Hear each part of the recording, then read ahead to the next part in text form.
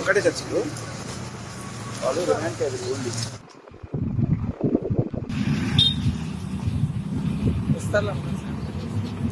అన్నం పెట్టే రైతు చేతులకు బేడీలెందుకు రోరన్నా అని పాడుకున్న రోజులు మళ్ళా తీసుకొస్తున్నది కాంగ్రెస్ సర్కారు. వీళ్ళంతా దుక్కి దున్ని ఇత్తనాలు నాటి పచ్చటి పంటలు పెంచి దేశానికి తిండి పెడుతున్న రైతులు. అవును, జోగులాంబ గద్వాల్ జిల్లా పెద్ద ధన్వాడ ఇథనాల్ కంపెనీ పెట్టొద్దని, మా భూములు గుంజుకోవద్దని, మా బతుకులు ఆగం చేయొద్దని పోలీసులతో కొట్లాడినోళ్ళు వీళ్ళంతా. అసొంటి రైతుల మీద కేసులు పెట్టిండ్రు. కొన్ని రోజులు రిమాండ్లు ఉంచుకొని ఇప్పుడు గిట్ల కోర్టుల హాజరుపరిచేతానికి తీసుకుపోతున్నారు. వీళ్ళు దోపిడి దొంగలైనట్టు, దేశాన్ని ముంచి బయటి దేశాలకు పారిపోయిన వాళ్ళు అయినట్టు, లేకపోతే ఉగ్రవాదులు ఉల్ఫా తీవ్రవాదులు అయినట్టు చేతులకు సంఖ్యలేసి తీసుకుపోతున్నారు.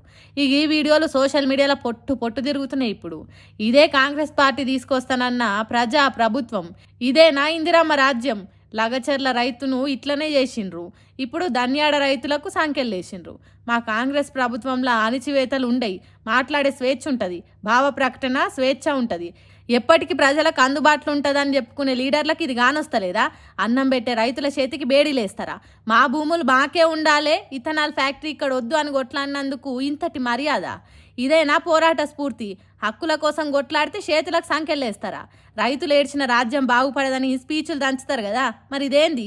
కాంగ్రెస్ సర్కార్ వస్తే కష్టాలు తీరుతాయి అనుకొని ఓట్లేసిన జనానికి ఇదేనా మీరు ఇచ్చే గౌరవం? ఇదేనా బహుమానం అని అడుగుతారు సోషల్ మీడియాలో పబ్లిక్ ఇది చూసినాక. మరిగా దీని మీద సర్కార్ ఏం సమాధానం చెప్తుందో ఏమో.